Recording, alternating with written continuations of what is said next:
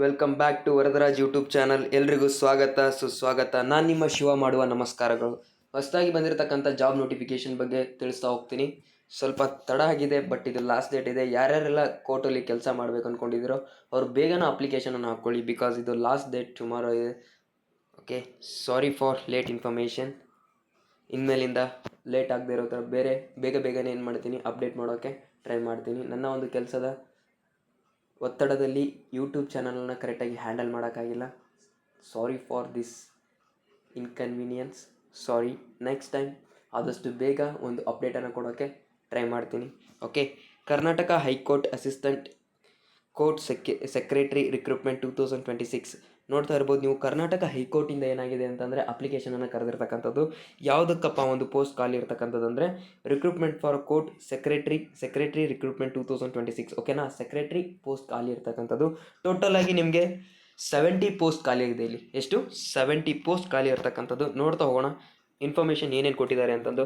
Karnataka high court recruitment 2026 for a 70 post of assistant court secretary.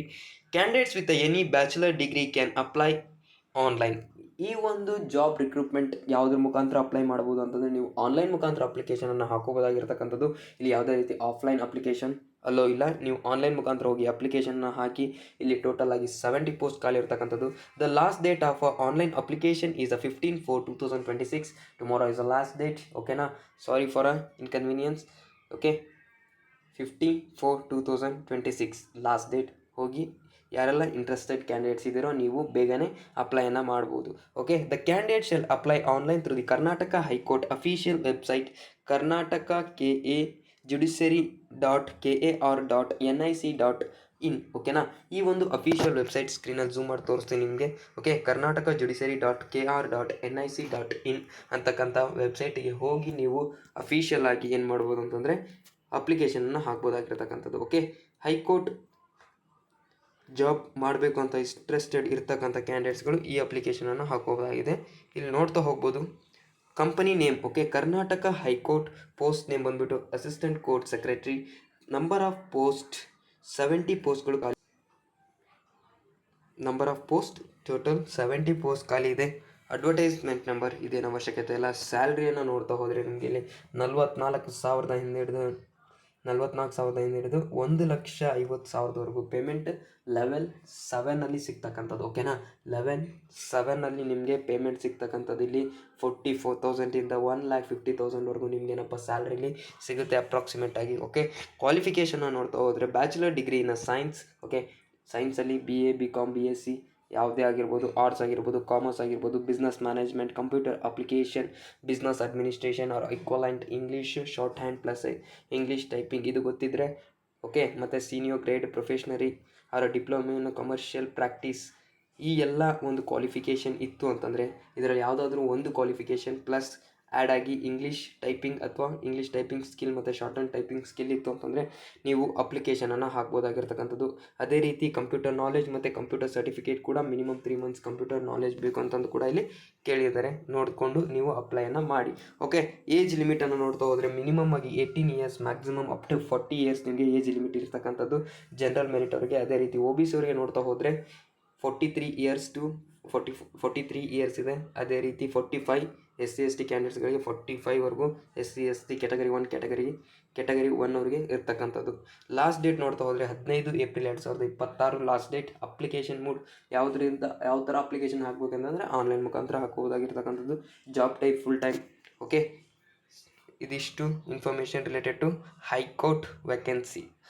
ಓಕೆನಾ, ಅದ್ರ ಬಗ್ಗೆ ನೋಡ್ತಾ ಹೋಗೋಣ. ನೆಕ್ಸ್ಟ್ ಏನಪ್ಪ ಅಂತಂದರೆ ಕರ್ನಾಟಕ ಹೈಕೋರ್ಟ್ ವೇಕೆನ್ಸಿ ಎಷ್ಟು ಖಾಲಿ ಇದ್ದಾವೆ ಅದ್ರ ಬಗ್ಗೆ ಇನ್ಫಾರ್ಮೇಷನ್ ನೋಡ್ತಾ ಹೋಗೋಣ. ಅಸಿಸ್ಟೆಂಟ್ ಕೋರ್ಟ್ ಸೆಕ್ರೆಟರಿ KKR 11 ಪೋಸ್ಟ್ಗಳು ಖಾಲಿ ಇರ್ತಕ್ಕಂಥದ್ದು. ಅಸಿಸ್ಟೆಂಟ್ ಕೋರ್ಟ್ ಸೆಕ್ರೆಟರಿ 59 ಪೋಸ್ಟ್ಗಳು ಖಾಲಿ ಇರ್ತಕ್ಕಂಥದ್ದು. ಟೋಟಲ್ ಆಗಿ 70 ಪೋಸ್ಟ್ಗಳು ಖಾಲಿ ಇರ್ತಕ್ಕಂಥದ್ದು. ಓಕೆ, ಎಲಿಜಿಬಿಲಿಟಿ ಕ್ರೈಟೀರಿಯಾ ನೋಡ್ತಾ ಹೋದರೆ assistant court secretary KKR and assistant court secretary. Okay, ಇದರ ಬಗ್ಗೆ ಏನು ಕೊಟ್ಟಿದ್ದಾರೆ, ಒಂದು ಎಲಿಜಿಬಿಲಿಟಿ ಕ್ರೈಟೀರಿಯಾನ ಕೊಟ್ಟಿರ್ತಕ್ಕಂಥದ್ದು. Bachelor degrees in science, arts, commerce, business management, computer application, business administration, English shorthand and typing, senior grade and diploma computer basic certificate. ಈ ಒಂದು ಮೇಲ್ಗಡೆ ಏನು ಹೇಳಿದ್ನಲ್ಲ ಎಲಿಜಿಬಿಲಿಟಿ ಕ್ರೈಟೀರಿಯಾ, ಯಾವ್ಯಾವ ಎಜುಕೇಷನ್ ಕ್ವಾಲಿಫಿಕೇಷನ್ ಹೇಳಿದ್ದಲ್ಲ ಅದರಲ್ಲಿ ಈ ಒಂದು ಪರ್ಟಿಕ್ಯುಲರ್ ಆಗಿ ಇದಿಷ್ಟು ಇತ್ತು ಅಂತಂದರೆ ಇದರೊಳಗೆ ಯಾವುದಾದ್ರೂ ಒಂದು ಮೀನ್ಸ್ ಆರ್ಟ್ಸ್ ಆಗಿರ್ಬೋದು, ಸೈನ್ಸ್ ಆಗಿರೋ, ಕಾಮರ್ಸ್ ಆಗಿರ್ಬೋದು, ಅದ್ರ ಜೊತೆಗೆ ಏನಿರಬೇಕಪ್ಪ ಅಂತಂದರೆ ಅಡ್ಮಿನಿಸ್ಟ್ರೇಷನ್, ಅದ್ರ ಜೊತೆಗೆ ಇಂಗ್ಲೀಷ್ ಶಾರ್ಟ್ ಹ್ಯಾಂಡ್ ಇರಬೇಕು, ಇಲ್ಲ typing, okay English short hand ಮತ್ತು ಟೈಪಿಂಗ್ ಇರಬೇಕು, ಮತ್ತು ಕಂಪ್ಯೂಟರ್ ಬೇಸಿಕ್ ಸರ್ಟಿಫಿಕೇಟ್ ಇರಬೇಕು. ಇದ್ರ ಜೊತೆ ಇಷ್ಟು ಇತ್ತು ಅಂತಂದರೆ ನೀವು ಅಪ್ಲಿಕೇಶನ್ನ ಹಾಕ್ಬೋದಾಗಿರ್ತಕ್ಕಂಥ ಒಂದು degree plus short hand and typing, okay plus computer basic certificate, ಈ 3 ಕ್ವಾಲಿಫಿಕೇಷನ್ ಇದ್ದವರು ನೀವೇನು ಮಾಡ್ಬೋದು, ಅಪ್ಲಿಕೇಶನ್ನ ಹಾಕ್ಬೋದಾಗಿರ್ತಕ್ಕಂಥದ್ದು. ಅಪ್ಲಿಕೇಶನ್ ಫೀಸ್ ನೋಡ್ತಾ ಹೋದರೆ ಕ್ಯಾಟಗರಿ ಫೀ ನೋಡ್ತಾ ಹೋದರೆ ಕ್ಯಾಟಗರಿ 2 ಮತ್ತು 2A 2B 3A 3B 500 rupees ಇದೆ, ಓಕೆನಾ. Next schedule caste and schedule tribes SC ST category 1 and other backward ಕ್ಲಾಸಸ್ಗೆ 250 ರುಪೀಸ್ ಇರ್ತಕ್ಕಂಥದ್ದು. Next SC ST category 1 PWBD ಕ್ಯಾಂಡಿಡೇಟ್ಸ್ಗಳಿಗೆ 750 ರುಪೀಸ್ ಇದೆ. Next main exam fees, okay ಇದು ಪ್ರಿಲಿಮಿನರಿ ಎಕ್ಸಾಮ್ ಫೀಸು, ಇದು mains exam fees, okay ಇಲ್ಲಿ 2 ರೀತಿಯಾಗಿರ್ತಕ್ಕಂಥ ಎಕ್ಸಾಮ್ಸನ್ನು conduct ಮಾಡ್ತಾರೆ, ನೋಡ್ತಾ ಹೋಗ್ಬೋದು. ಇದು ಮೇನ್ಸ್ ರಿಲೇಟೆಡ್ ಆಗಿ ಹೇಳಿರ್ತಕ್ಕಂಥದ್ದು, ಮೇಲ್ಗಡೆ ಇರ್ತಕ್ಕಂಥದ್ದು ಪ್ರಿಲಿಮ್ಸ್ ರಿಲೇಟೆಡ್, ಇಲ್ಲಿ ಹೇಳಿರ್ತಕ್ಕಂಥದ್ದು ಮೇನ್ಸ್ ರಿಲೇಟೆಡ್, ಓಕೆನಾ. ಜನರಲ್ ಕ್ಯಾಟಗರಿ ಅವರಿಗೆ 3B ಅವರಿಗೆ ಸ್ಕ್ರೀನಲ್ಲಿ ಕಾಣಿಸ್ತಿದೆ, ನೋಡ್ಕೋಬೋದು ನೀವು, 1500 ರುಪೀಸ್ ಇರ್ತಕ್ಕಂಥದ್ದು. ಏಜ್ ಲಿಮಿಟನ್ನು ನೋಡ್ತಾ ಹೋದರೆ minimum age 18 years, maximum age 14 years, okay. Next age relaxation ಕೊಟ್ಟಿದ್ದಾರೆ. OBC ಅವರಿಗೆ up to 43 years, SC ST category ಅವರಿಗೆ 45 years, additional 1 time 5 year relaxation as per GO DPAR, okay ಇದು ಗೌರ್ಮೆಂಟ್ ಅವ್ರು ಏನು ಮಾಡಿರ್ತಾರೆ, ಅವರು ಅಡಿಷ್ನಲ್ 1 ಟೈಮ್ ಏಜ್ ರಿಲ್ಯಾಕ್ಸೇಷನ್ ಕೊಟ್ಟಿರ್ತಕ್ಕಂಥದ್ದು. ಅದ್ರ ಬಗ್ಗೆ ಇನ್ಫಾರ್ಮೇಷನನ್ನು ನೀವು ನೋಡಿಕೊಂಡು ಅಪ್ಲಿಕೇಶನನ್ನು ಹಾಕಿ, if in case more than 40 years ಇದ್ದು ಅಪ್ಲಿಕೇಶನ್ ಹಾಕ್ತಾ ಇದ್ದರೆ, ಓಕೆನಾ. ನೆಕ್ಸ್ಟ್ ಸ್ಯಾಲ್ರಿ ಮತ್ತು ಸ್ಟೇಫಂಡ್ ಬಗ್ಗೆ ನೋಡ್ತಾ ಹೋದರೆ 44,900 ಇಂದ 1,42,400 ರುಪೀಸ್ವರೆಗೂ ಇಲ್ಲಿ ಸ್ಯಾಲ್ರಿ ಇರ್ತಕ್ಕಂಥದ್ದು. ನೆಕ್ಸ್ಟ್ ನೋಟಿಫಿಕೇಷನ್ ಯಾವಾಗ ಬಂದಿದೆ, ಮಾರ್ಚ್ 16ಗೆ ಬಂದಿದೆ. ಅದೇ ರೀತಿ last date April 15, okay this is a last date. ಇದು ಸೆಲೆಕ್ಷನ್ ಪ್ರೊಸೆಸ್ ಯಾವ ಥರ ಇರುತ್ತೆ ಅಂತಂದರೆ ಶಾರ್ಟ್ ಆ್ಯಂಡ್ ಟೆಸ್ಟ್ ಇರುತ್ತೆ, ಅದು ಕ್ವಾಲಿಫೈಯಿಂಗ್ ಆ್ಯಂಡ್ ಮೆರಿಟ್ ಅದರ ಮೇಲೆ 100 ಮಾರ್ಕ್ಸಿಗೆ ಇರುತ್ತೆ, ಅದ್ರ ಮೇಲೆ ಏನು ಮಾಡ್ತಾರೆ, ಶಾರ್ಟ್ ಲಿಸ್ಟನ್ನು ಮಾಡ್ತಾರೆ. ನೆಕ್ಸ್ಟ್ 20 ಮಾರ್ಕ್ಸಿಗೆ ಏನಿರುತ್ತೆ, ಇಂಟರ್ವ್ಯೂ ಇರ್ತಕ್ಕಂಥದ್ದು. ಈ ಥರ ಒಂದು ಮೆರಿಟ್ ಲಿಸ್ಟನ್ನು ತೆಗಿತಕ್ಕಂಥದ್ದು on the basis of short and test and interview. ಇದಿಷ್ಟು ಇನ್ಫಾರ್ಮೇಷನ್ ಅರ್ಥ ಆಗಿದೆ ಅಂದ್ಕೊತೀನಿ. Thank you for watching my video. Thank you so much. Bye.